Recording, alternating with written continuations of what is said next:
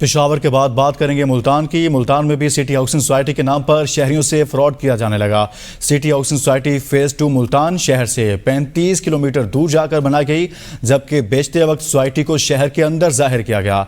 दूसरी जानिब सोसाइटी में कोई तरक्याती काम नहीं किए गए और कॉलोनी खंडरनामा का मंजर पेश कर रही है। मजीद जानते हैं नुमाइंदा ABN न्यूज़ सलमान ज़मीर से। जी सलमान, मजीद कहिएगा। जी बिल्कुल, मुल्तान की सबसे बड़ी दूसरी private colony city housing colony जो है वो इस वक्त आवाम के लिए दर्द सर बन चुकी है और ये आवाम से करोड़ों रुपए की मद में जो है वो फ़ाइलें फ़रोख्त की जा रही हैं यहाँ पर, मगर उनके एवज़ जो है वो यहाँ पर बुनियादी सहूलियात जो हैं वो यहाँ पर नज़र नहीं आ रही।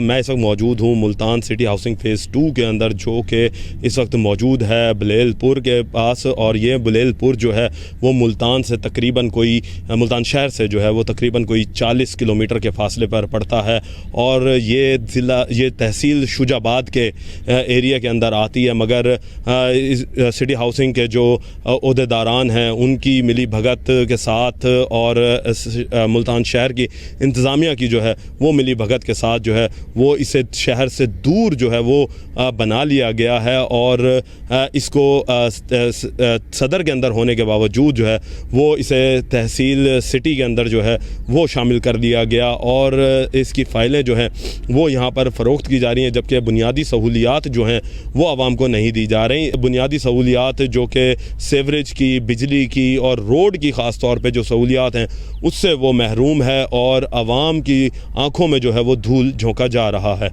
जी।